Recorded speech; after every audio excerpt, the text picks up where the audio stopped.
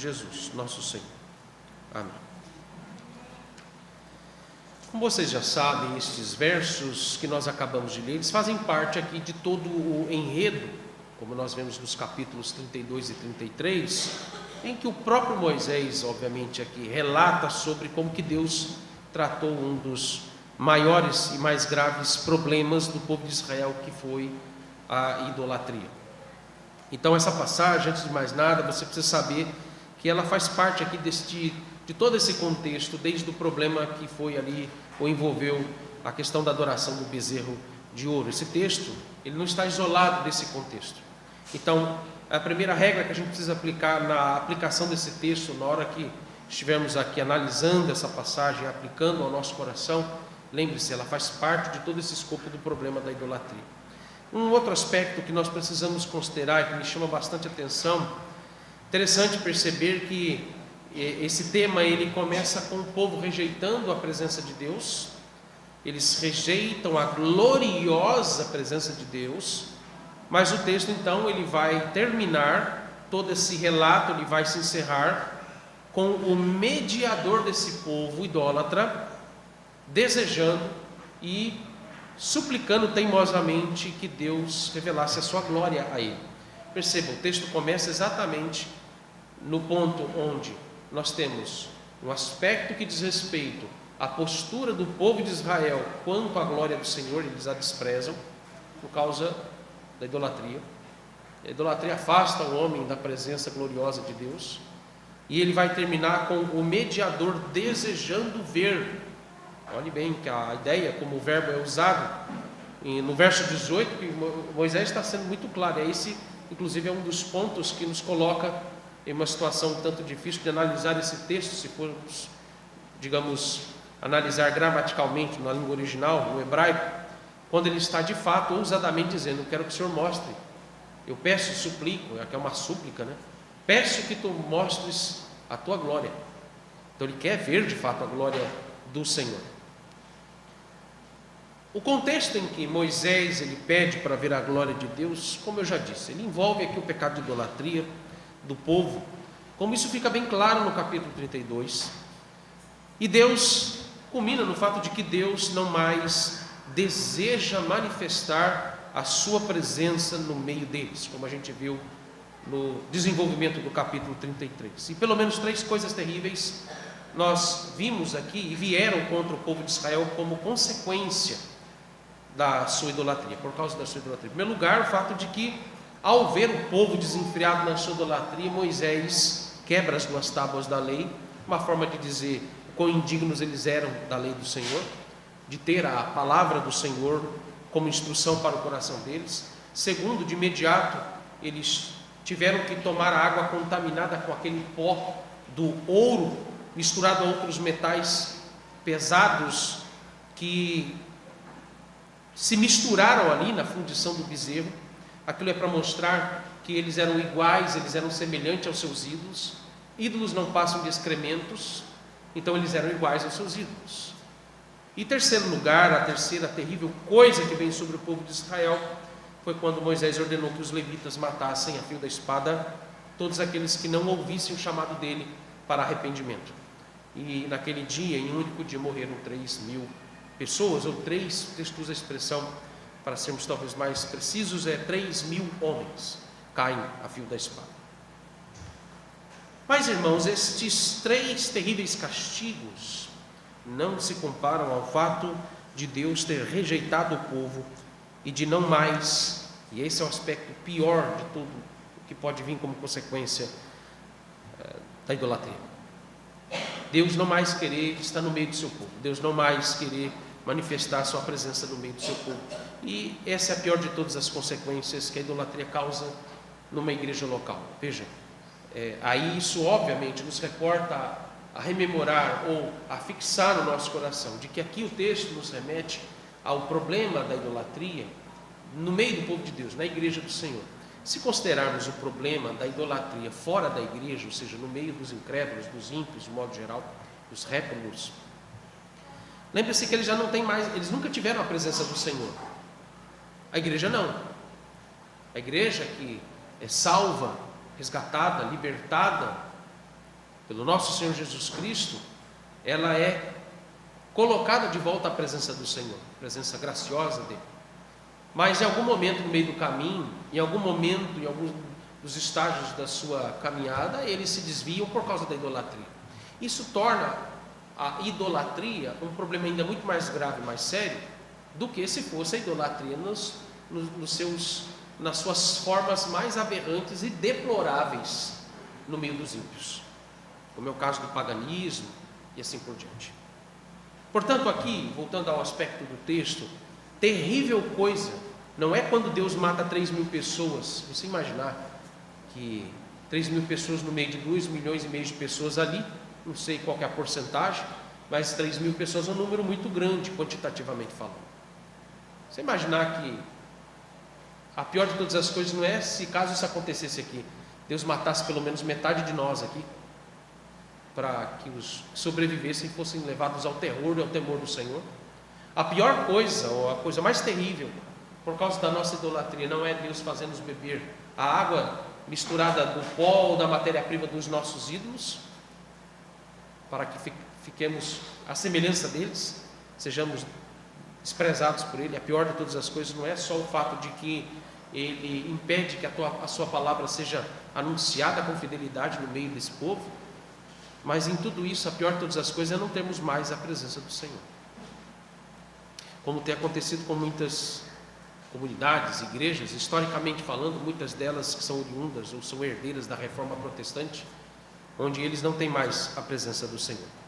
Por isso aqui nos versos 12 ao 23, Moisés, ele se encontrava naquela tenda, o tabernáculo provisório, que ele desmonta, que estava no meio do acampamento, dentro do acampamento, e agora ele a monta fora do acampamento, primeiro para receber ali os israelitas, um por um, talvez família por família, pessoa por pessoa, seja como fosse, receber o povo no intuito de oportunizar eles arrependimento e correção, mas também e principalmente para falar com o Senhor Deus, para interceder pelo povo diante de Deus. O que nos parece que essa conversa ela tenha acontecido numa primeira fase dentro daquela tenda.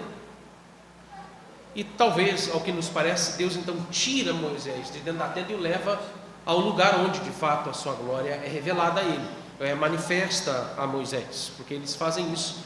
Moisés, ele experimenta o manifestar de um pouquinho da glória do Senhor atrás de uma fenda de rocha.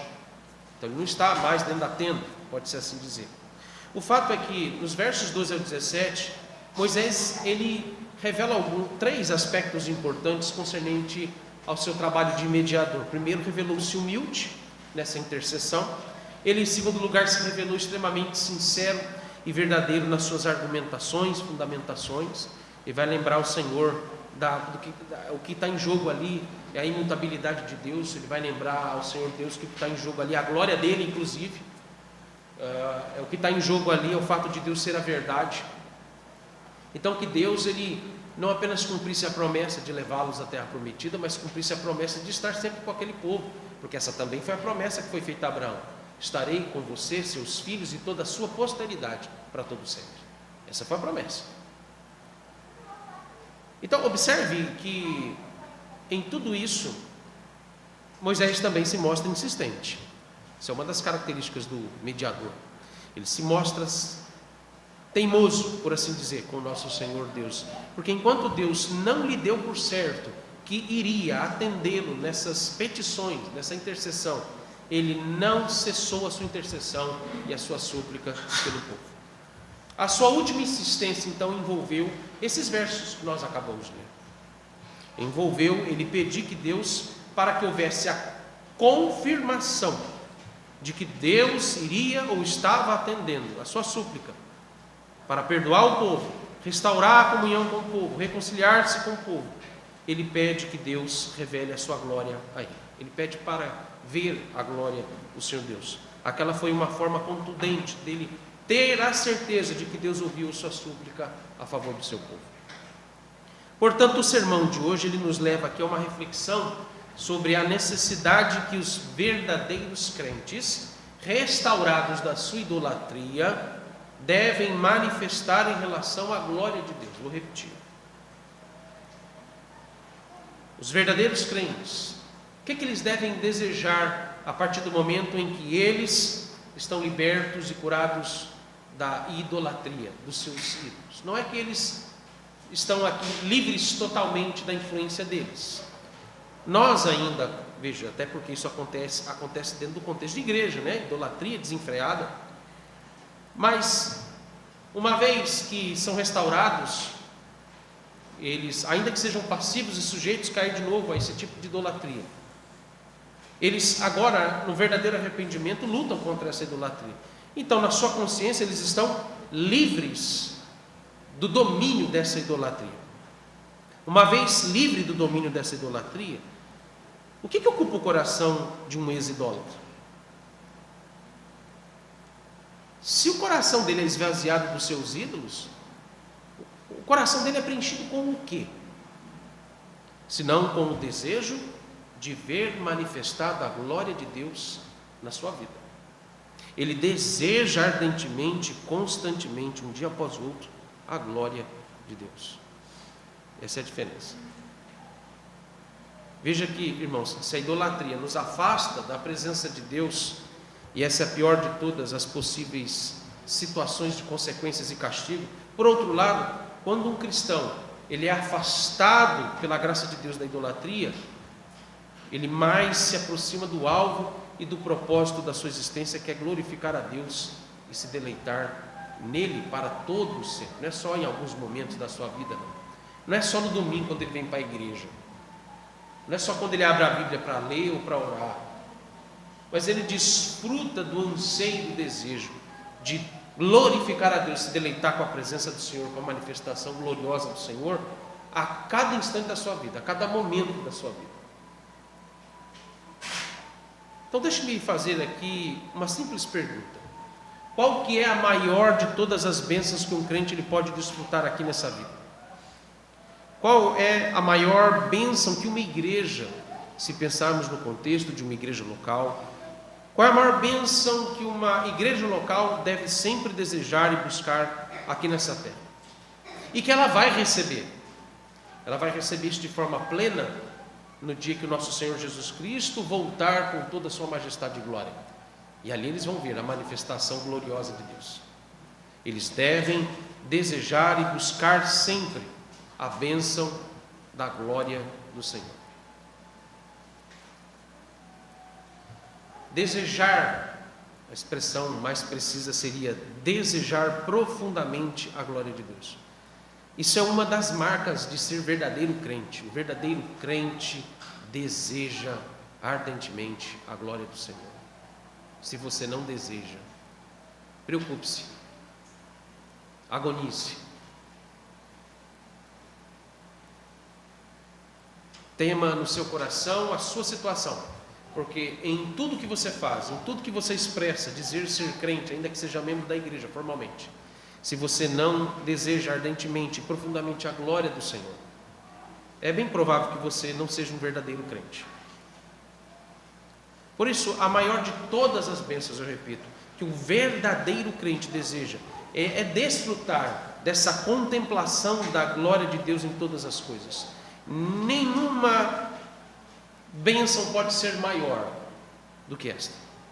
Nem mesmo a terra prometida, se pensarmos no contexto em que Deus, voltando a alguns versos anteriores, na primeira metade do capítulo 33, como Deus havia dito: eu vou levar vocês para a terra prometida, mas a minha presença não estará mais com vocês. Quero que você faça aqui uma análise, uma reflexão, uma comparação.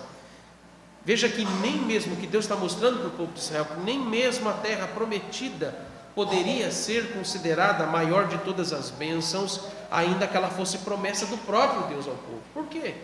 A pergunta para a nossa reflexão é: o que adianta ter a promessa da terra prometida sem a presença de Deus nela? A fala do Senhor Deus, ela culmina nessa reflexão. Se pensarmos no céu e vermos que a promessa do céu, como esse novo céu e nova terra, a nova criação, que nós iremos receber como parte das promessas vindouras e gloriosas que Cristo vai nos dar como recompensa da consumação da nossa salvação e da nossa glorificação, O que é desfrutar das benesses do céu, ou do novo céu e da nova terra, se é a presença de Deus? Não faz sentido.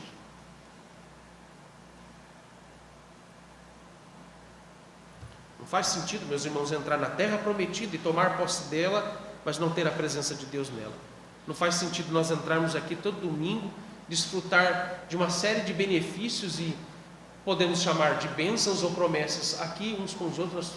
Todo domingo que tem ceia, né, uma vez por mês, parece que a gente chega mensalmente a uma espécie de uma experiência ápice de comunhão. O capítulo 27 da nossa confissão, aliás, o capítulo 26 da nossa confissão nos fala sobre a comunhão dos santos, né?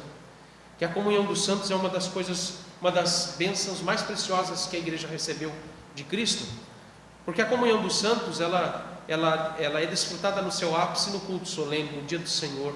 Como é bom a gente poder sentir falta e ver que cadeiras vazias nos levam a desejar a presença dos nossos irmãos aqui, quando vocês faltam, quando os que são os mais ausentes. Não sei se vocês sabem, abrindo lá dentro, a nossa junta diaconal tem uma lista de relatório que mensalmente é passada para o conselho das famílias ou das pessoas, dos membros que têm faltado. E aquilo nos faz cortar o coração, porque a presença deles não está conosco. Sentimos falta dos que estão doentes, não estão conosco já há algum tempo, ou os que estão recentemente não estão conosco aqui, porque essa semana muita gente foi pego com gripe, com influenza e tantas outras enfermidades.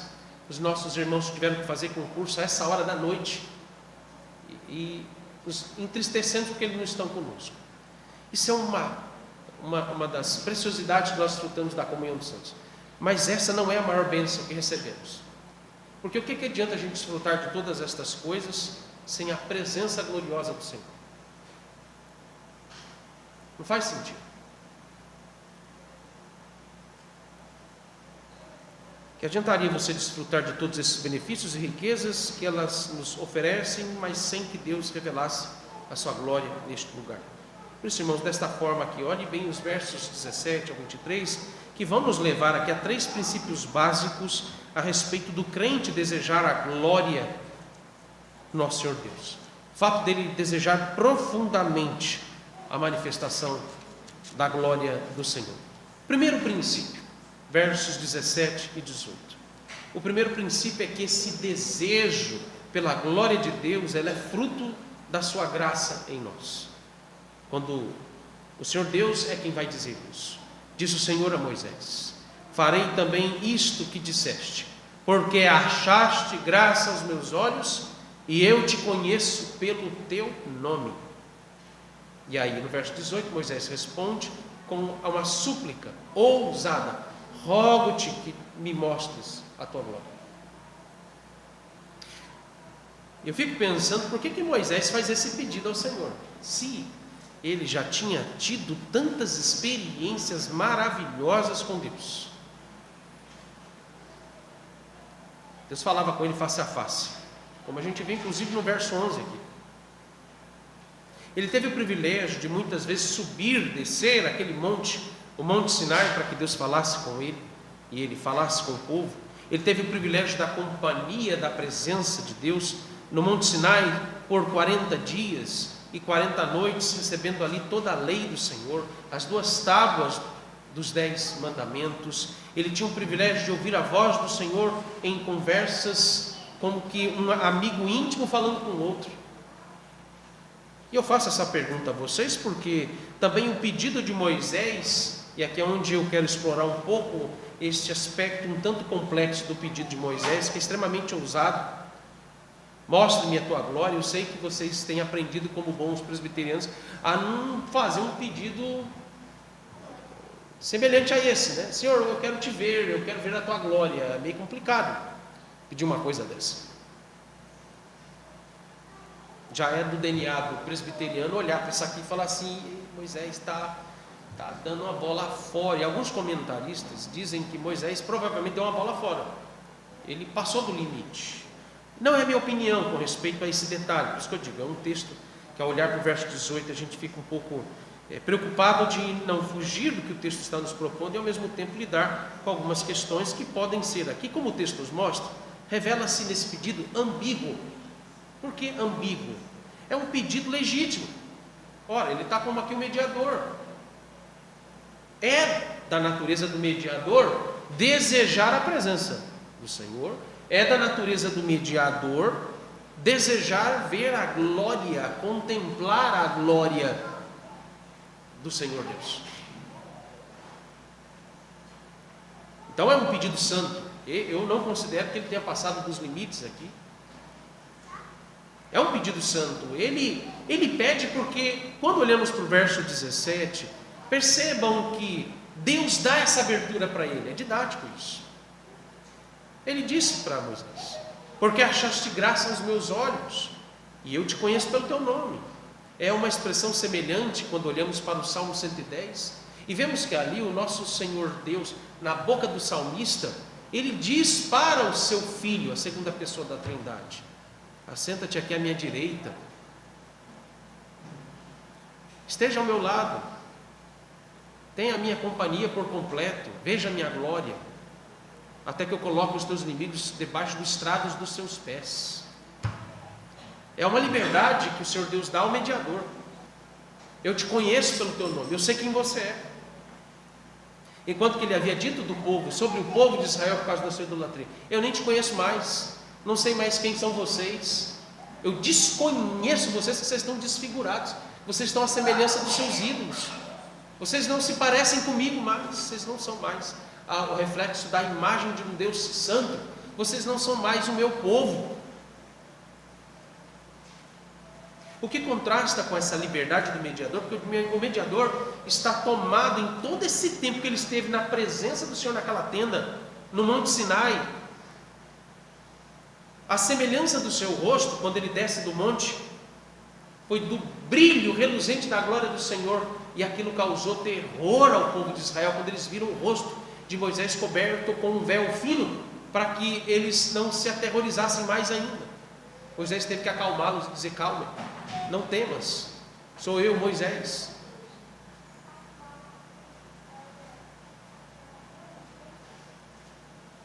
Por isso é um pedido santo. É um pedido santo para um crente desejar conhecer mais o Senhor Deus. Mas ao mesmo tempo, quando eu falei que é ambíguo, porque ao mesmo tempo é um pedido extremamente perigoso. Se ele não ultrapassou essa linha desse limite, mas ele está na beira desse limite, porque Moisés poderia cair na fraqueza humana de ir além do que ele poderia receber do Senhor. Então nós presbiterianos não estamos errados em tomar muito cuidado com o que se pede, quando se trata da glória do Senhor e da presença do Senhor. Complexidade do texto não nos deixe aberto o que você quer pedir para o Senhor com respeito à sua comunhão com Ele. Mas o que nós devemos considerar como ponto principal em seu pedido é que ele foi feito com base na graça de Deus. Aqueles que encontram a graça de Deus não vão desejar outra coisa senão conhecer mais intimamente a Deus e contemplar, se deliciar com a sua glória. Portanto, não acho que o pedido de Moisés soe estranho demais. Talvez alguns aqui possam pensar: foi pentecostal demais. Não, o pedido de Moisés envolve a razão final da nossa existência, como também, em particular, da nossa vida cristã. Moisés, na verdade, ao encontrar no Senhor a graça que salvou aquele povo, e ele intercede pelo povo com base nessa graça. Por isso que ele repetiu, vocês lembram? Ele repetiu 4 vezes essa expressão: porque achaste graça aos meus olhos, achaste graças aos meus olhos, a graça do Senhor, o tempo todo guiando, orientando os argumentos, a insistência dessas petições e intercessões de Moisés. Porque é a graça do Senhor que quer salvar o povo. Moisés não tinha poder nenhum para isso. O pedido de Moisés envolve a razão final da nossa vida como cristãos, que é essa contemplação da glória de Deus. Todo verdadeiro crente, quando encontra a graça de Deus para a sua vida, inevitável e indispensavelmente ele vai desejar contemplar a glória do Senhor Deus na sua vida, ainda que você não possa vê-lo na sua plenitude. O segundo ponto, ou o segundo princípio, melhor dizendo, é que a glória de Deus se revela com soberania e misericórdia. Verso 19. O Senhor Deus vai responder a Moisés: farei passar toda a minha bondade diante de ti e te proclamarei o nome do Senhor. Terei misericórdia de quem eu tiver misericórdia, e me compadecerei de quem eu me compadecer. Primeiro, Deus surpreendentemente dá uma resposta positiva a Moisés. Moisés, veja, Deus não atendeu ao pedido de Moisés à maneira dele. Você percebe isso porque Deus ele vai responder positivamente a Moisés ao dizer a ele: o que vou fazer, Moisés, é passar toda a minha bondade diante de ti. Isso obviamente tem relação com os versos 20 ao 23, que daqui a pouco é o terceiro princípio, mas nos versos 20 e 23, onde esse pedido tinha um limite que não poderia ser ultrapassado. Então, pela segunda vez, confirma-se ainda mais, reforça-se ainda mais o fato de que nós presbiterianos não estamos errados, à luz das Escrituras, é claro, não que a razão esteja em nós. Tem que tomar muito cuidado com aquilo que desejamos a respeito da glória do Senhor e da presença dele. Perceba também que Deus imputa um propósito didático para Moisés. Ele vai revelar um pouquinho da sua glória com o propósito de proclamação. Olha a centralidade das Escrituras de novo, a centralidade da palavra, da revelação de Deus, mesmo quando ele revela a sua glória para Moisés, a maneira dele, é claro, não a maneira ou aos anseios de Moisés, porque o propósito é proclamar o nome do Senhor, proclamar o nome de Yahvé, que é a expressão aqui para o nome que é usado por Deus comumente entre o povo de Israel, que é o nome pactual de Deus, Yahvé, Javé, como for. O que isso tem relação com a proclamação do nome do Senhor? Qual é o conteúdo dessa proclamação com respeito à glória do Senhor? Ele vai dizer: terei misericórdia de quem eu tiver misericórdia, e me compadecerei de quem eu me compadecer. Quando estiver contemplando a manifestação da glória divina, Deus quer que Moisés tenha apenas uma coisa em mente, e uma coisa só no seu coração: a soberania de Deus na salvação de pecadores.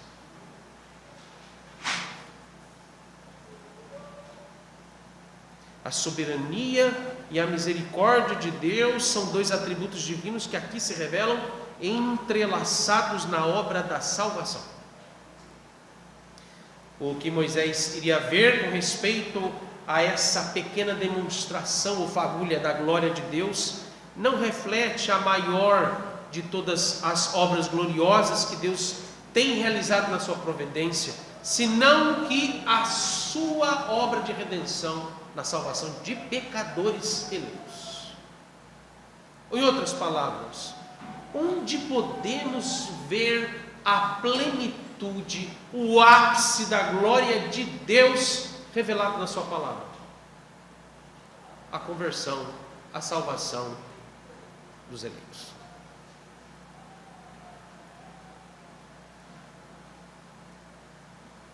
Não sei se vocês estavam com a expectativa de nesse texto a gente ver alguma coisa assim, um pouco mais sobrenatural. Capim pegando fogo, do nada. Alguns aqui sabem do código que eu estou usando. Quem já passou por isso? Alguma coisa aí extraordinária acontecer aqui. De repente, do nada, baixasse uma coluna de fogo aqui. Só para a gente ter certeza que Deus está aqui. Esse tipo de coisa, né? Alguma coisa extraordinária, espantosa, tem que acontecer para a gente ter ali alguma certeza ou alguma percepção ou concepção, o conceito de manifestação da glória de Deus. O texto não está nos levando para essa direção.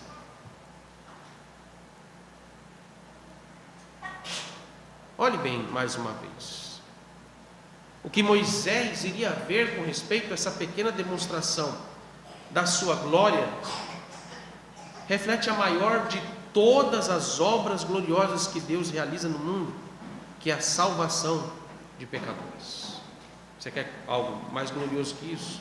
É só a volta de Jesus mesmo.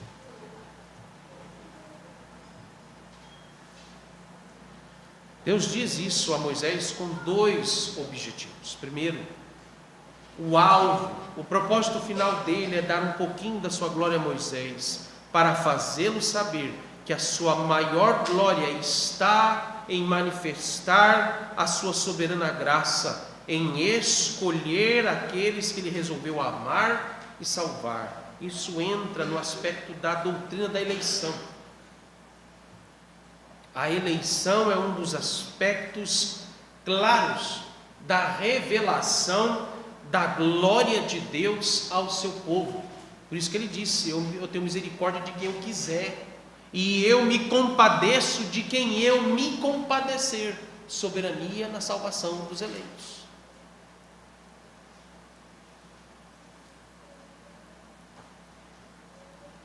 A obra da redenção é o ápice da sua manifestação gloriosa no mundo. Veja, um adendo aqui. Moisés de fato viu algo extraordinário acontecendo. Deus de fato revelou, manifestou algum aspecto do seu vigor e resplendor glorioso ali. O que não dá para ser explicado aqui, irmãos. Nós nunca vimos. Moisés viu com uma experiência particular, pessoal dele, íntima com Deus, da qual não é relatado. Não é descrito aqui. Isso é um mistério para nós. Nos está oculto, porque o ponto do texto não é esse. Alguma coisa que nos remete a o que Moisés pode ter visto, nos dá uma menção bem de longe. Foi quando, ao retornar ao acampamento, como eu disse, eles viram o rosto de Moisés com um brilho extremamente espantoso. E olha que Moisés não viu a face de Deus. Moisés estava atrás de uma fenda de rocha. Ele viu as costas do Senhor. Ele não viu a face do Senhor.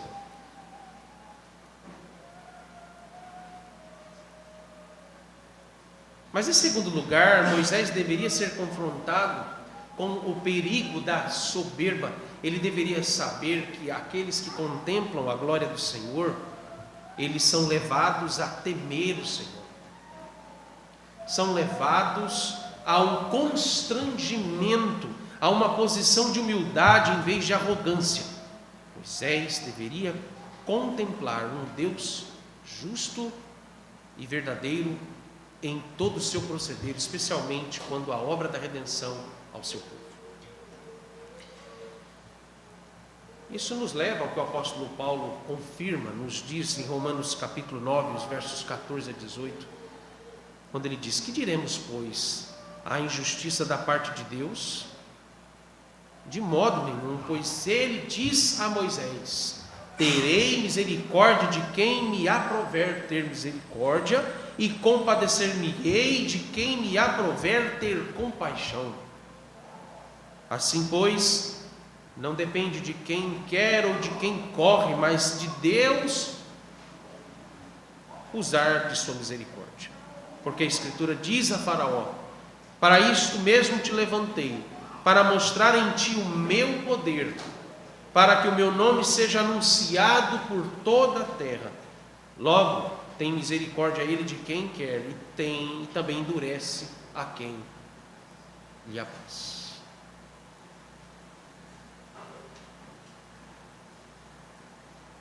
Uma das coisas, me permite uma rápida aplicação que pode ser útil para alguns de nós aqui, talvez para todos nós. Sempre na nossa família há alguém que a gente tanto ama, família, amigo, seja como for, alguém próximo, que tanto temos consideração, estima, amor, afeto. mas uma pessoa que tem se mostrado relutante à conversão, ao Evangelho. Esse texto nos mostra, ou nos lembra, nos ensina a olhar para tanto casos onde Deus age de misericórdia e salva, como casos em que Deus entrega. E aquela pessoa é um réprobo, vai morrer sem Cristo, vai morrer resistindo a Cristo. Eu sei que isso nos causa terrível sofrimento ao coração. O que nos consola numa situação dessa? O Senhor, Ele endurece o coração de quem lhe apraz, como Ele fez com Faraó, porque o seu propósito também é revelar a sua glória no endurecimento do coração dos ímpios, mesmo sendo alguém que nós tanto amamos.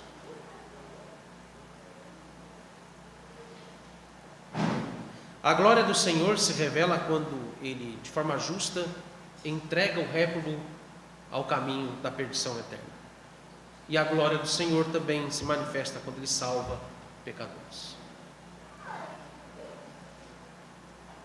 Terceiro princípio é que há um limite sobre a contemplação da glória de Deus. O homem natural, em outras palavras, não é capaz de suportar a revelação plena da glória de Deus, como nós a temos nos versos 20 a 22.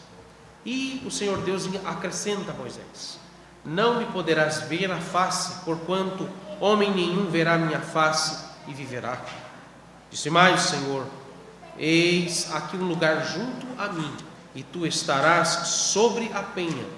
Quando passar a minha glória, eu te porei numa fenda de penha ou de rocha, e com a mão te cobrirei até que eu tenha passado. Depois, em tirando eu a mão, tu me verás pelas costas, mas minha face não se verá. Deus impõe um limite que é muito claro ao pedido de Moisés. E Deus, ele faz isso da seguinte forma: observa. Deus primeiro diz que não vai revelar a sua face a Moisés. Em segundo lugar, ele diz que vai colocar Moisés atrás de uma fenda de rocha quando passar a sua glória diante dele. Em terceiro lugar, Moisés terá de ver apenas as costas do Senhor Deus, como se estivesse indo embora, enquanto Deus manifestar. Ele não manifestou toda a sua glória, ele manifestou uma pequenina parcela da sua glória, uma pequenina fagulha do resplendor e do brilho da glória de Deus nos fulmina, nos consome, nos mata. Toda essa descrição revela que Moisés era um homem comum, ainda que aqui a sua posição seja de um mediador. Ele não poderia suportar nem mesmo uma fagulha que seja dessa glória do Senhor. Por isso que a palavra hebraica que é usada aqui, que é a palavra kabod, ela é uma palavra que se assemelha muito à palavra kadosh. Vocês lembram o que é kadosh em hebraico, né? Kadosh é santo, kabod, glória. Glória e santidade são palavras que se juntam, ou eles são da mesma raiz. Kabod, kadosh, santidade, glória. Essas duas palavras, e em particular a palavra glória que aparece aqui, ela literalmente significa o peso do brilho de Deus, ou o peso da santidade de Deus. Um Deus que é santo, a sua santidade ela é expressa por meio do peso da sua glória. Não existe glória onde há pecado. Onde há o pecado existe a escuridão. Mas aonde há a manifestação da santidade, tudo aquilo que é puro, é santo, ele expressa, revela, ele transparece a glória de Deus. O peso, mas a palavra que ganha destaque, na minha opinião, aqui, é essa ideia do peso do brilho de Deus, o peso do resplendor de Deus, ou seja, é algo que ninguém pode suportar por causa dos seus pecados. Como Moisés, ele pôde experimentar a manifestação gloriosa de Deus sem morrer? É a pergunta que vem no texto. Porque Deus o colocou atrás de uma fenda de rocha. Não era uma fenda de rocha qualquer. mas era uma rocha especial. Essa rocha protegeu Moisés do perigo de ser consumido pela glória do Senhor. E duas lições aqui são aplicáveis nesse terceiro princípio. Em primeiro lugar, irmãos, não somos capazes de suportar o peso da glória de Deus. Por nós mesmos não somos capazes de ver a face de Deus, porque nós somos por natureza pecadores, somos tomados de obscuridade, somos tomados por uma áurea, se assim podemos usar essa expressão, de trevas, o que nos repele ao brilho da glória e da santidade do Senhor. Mas em segundo lugar, a expressão máxima da glória de Deus está naquele que é a rocha que nos protege de sermos consumidos por esse resplendor e peso do brilho do Senhor, da santidade do Senhor, da força dessa glória, que é o próprio Senhor Jesus Cristo. Ele é a rocha de fenda que nos protege de ser consumidos pela glória do Senhor. Jesus é o único que tem uma natureza humana que é capaz de desfrutar, diríamos até suportar todo o brilho e o peso da glória de Deus. Ele pode estar na presença gloriosa de Deus, uma presença fulgurante do Senhor Deus, e ele não ser consumido pela sua ira ou pela força dessa santidade e glória. Até porque, se olharmos bem, prestarmos bem atenção, nós veremos que, ainda que o nosso Senhor Jesus, sendo o único homem que, tendo a sua natureza humana na presença do Senhor Deus, é o único, mas a sua natureza divina sustenta essa contemplação da glória do Senhor. Até porque o nosso Senhor Jesus, sendo Deus, ele compartilha da mesma glória, ainda que tenha um corpo e uma alma. Mas percebam, lembra que eu disse, Kabod, Kadosh, santidade, glória, peso do brilho de Deus associado à santidade. O nosso Senhor Jesus, sendo perfeito e santo na sua natureza humana, coaduna muito bem, entrelaça muito bem, harmoniza-se muito bem com a sua natureza divina, que também resplandece a glória do Senhor Deus.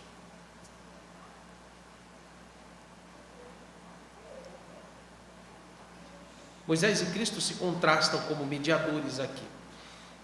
Nem tudo que Moisés pediu, você observando o texto, você vai ver que nem tudo que ele pediu foi atendido pelo Senhor Deus. Deus não atendeu todas as suas solicitações. Mas Cristo, como mediador perfeito e santo, é atendido em todas as suas petições e súplicas a nosso favor. Não houve, não haverá nenhuma vez que o nosso Senhor Deus e Pai rejeite o pedido do seu Filho a nosso favor.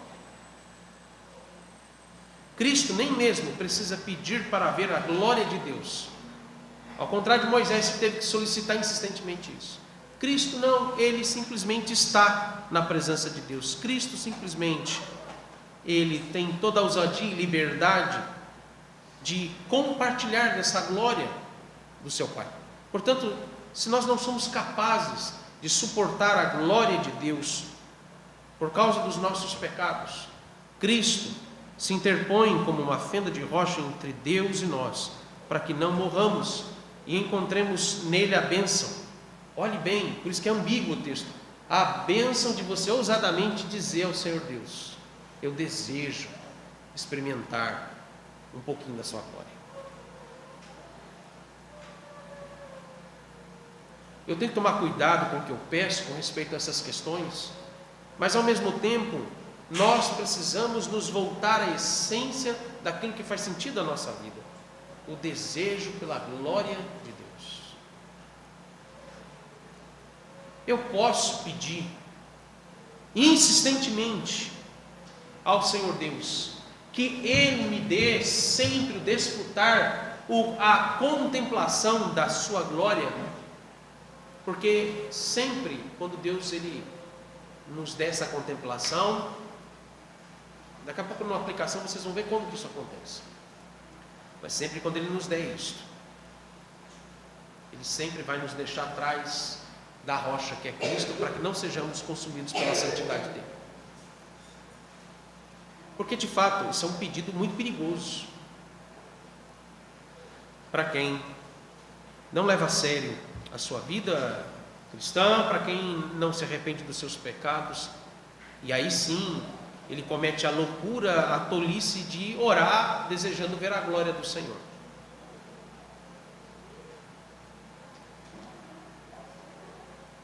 Aqui então nós chegamos a um ponto extremamente importante de tudo que nós já vimos nesses pontos, nesses 3 princípios que nos são aqui aplicados.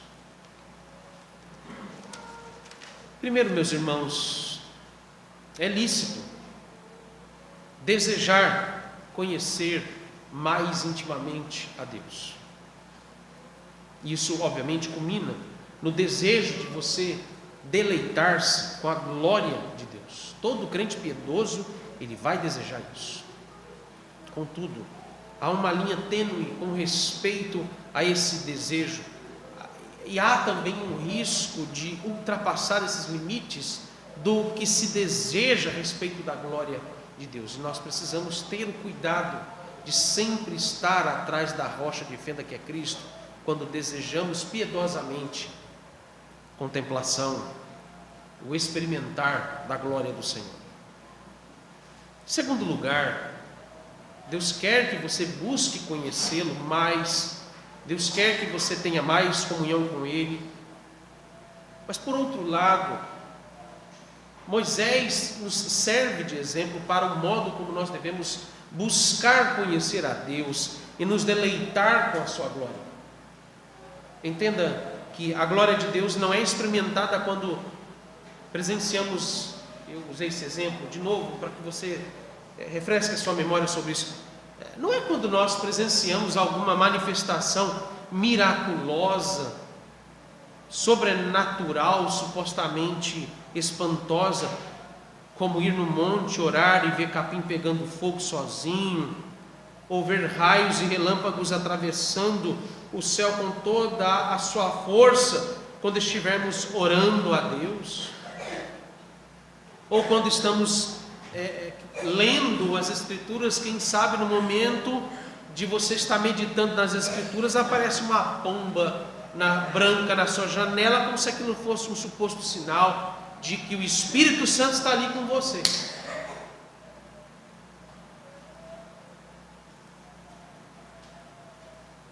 A forma como nós devemos nos deleitar com a glória de Deus é quando Ele nos leva à revelação da sua palavra, das Escrituras Sagradas, e nela encontramos a graça dele manifesta em nós. A glória de Deus está aí. O que aconteceu com Moisés em particular foi um evento único, não se repete, e foi muito arriscado o que ele fez, de fato, ainda que ele não tenha ultrapassado os limites disso. A forma como nós devemos nos deleitar com a glória de Deus é experimentando no nosso coração uma contemplação, uma afeição envolvente, profunda com a mensagem do Evangelho a respeito da maior de todas as demonstrações de poder, que é Deus, na sua soberania e misericórdia, escolher dentre todos os pecadores alguns, inclusive você, para experimentar a salvação em Cristo Jesus. Você quer glória maior do que essa?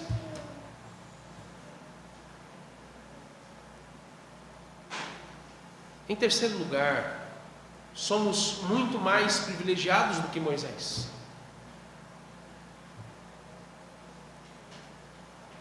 E por quê? Porque Moisés viveu em um tempo em que ele experimentou apenas uma fagulhazinha da glória de Deus, mas a gloriosa visão de Deus está em contemplar também aquele que é, por essência, a semelhança da santidade, da glória desse verdadeiro Deus, o nosso Senhor Jesus Cristo.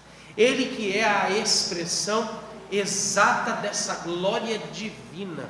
Por isso que o evangelista João, ele vai dizer, vocês conhecem bem o texto, João capítulo 1, verso 14, ele vai dizer: e o verbo se fez carne, habitou entre nós, cheio de graça e de verdade, e vimos a sua glória.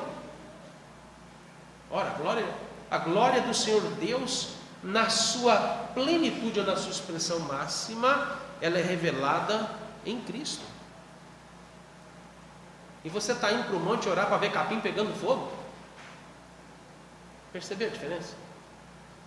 Qual o lugar, se pensarmos naquilo que pode ser o lugar onde exatamente podemos ter a maior de todas as chances de poder desfrutar da glória do Senhor Deus? É o dia do Senhor, é aqui.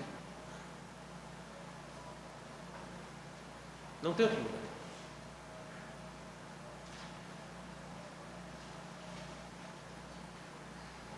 Por isso, todo crente que deseja conhecer mais intimamente a glória de Deus, ele vai desejar conhecer o Senhor Deus, em primeiro lugar, por meio das Escrituras.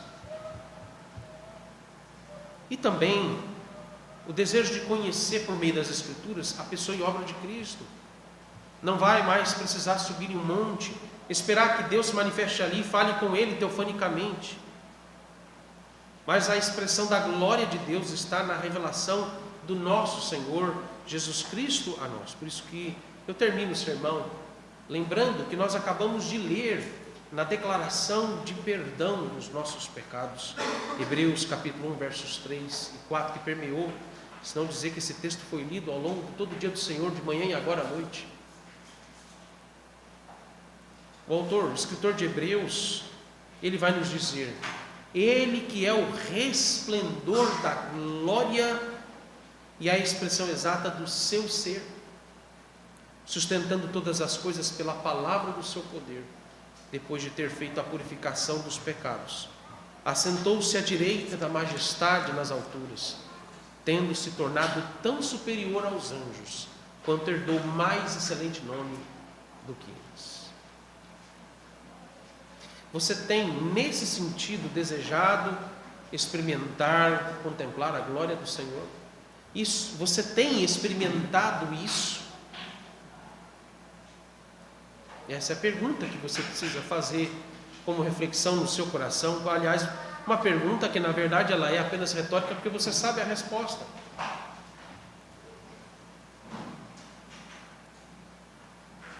Reflita um pouco sobre essa palavra, que ela permeia o nosso dia a dia, ela faz parte da nossa vida cotidiana.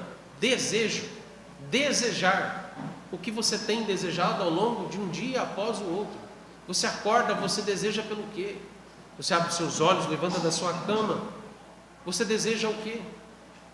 Você aspira pelo quê?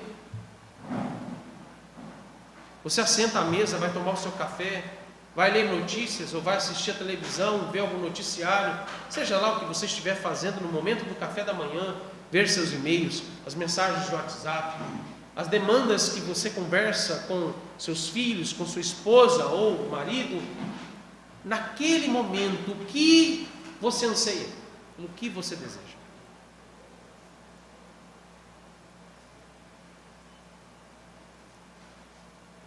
Você passa ao longo de um dia todo, de tantas atividades, atribuições, compromissos, em todos esses momentos, passou por algum instante o desejo de contemplação da glória de Deus, na graça dele, na obra da salvação, na soberana graça dele manifesta nos eleitos e na pessoa e obra de Cristo? Passou por algum momento a sua mente o desejo de contemplar a glória do Senhor por meio da pessoa e obra de Cristo? Passou em algum momento no seu coração o desejo ansioso por ver Cristo pessoalmente e, ao vê-lo na sua segunda vinda, ver a glória de Deus? Que é ali que nós vamos ver a glória de Deus por completo. O que você tem desejado? Porque o desejo, quero terminar lembrando você, o desejo perpassa por apenas dois caminhos.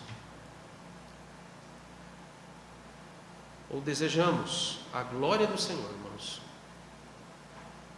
ou desejamos a contemplação dos nossos ídolos e sermos dominados pela nossa idolatria. Não tem como ter os dois ao mesmo tempo. Os nossos desejos perpassam ou por alimentar, adorar, trabalhar, servir os nossos ídolos, não passam de excrementos e que nos assemelhamos a eles, ou os nossos desejos, eles perpassam pelo anseio da contemplação da glória de Deus, porque nós somos santos como o Senhor Deus é. Por onde ou por qual caminho percorre os seus anseios e desejos? Que Deus nos abençoe com a sua palavra. Oremos. Senhor, a tua glória enche toda a terra, e ainda que não sejamos capazes com os nossos olhos físicos de ver a tua glória, sabemos que a tua glória é notada, ela é percebida por todas as criaturas deste mundo, e principalmente para nós que somos teus servos e servas. A tua glória é o nosso anseio, é o desejo do nosso coração. A tua glória é revelada em nós pelo teu Filho Cristo Jesus, e ela pode ser desfrutada no nosso coração, nas nossas afeições, pela obra que ele realizou por nós e em nós.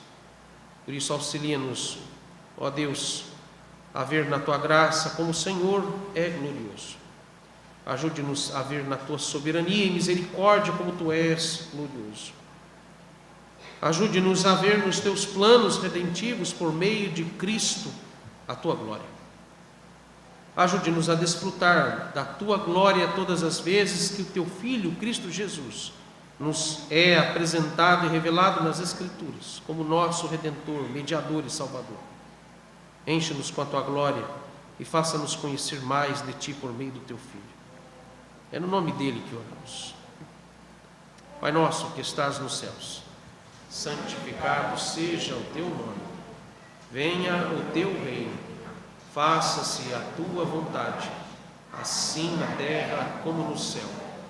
O pão nosso de cada dia dá-nos hoje, e perdoa-nos as nossas dívidas, assim como nós temos perdoado aos nossos devedores.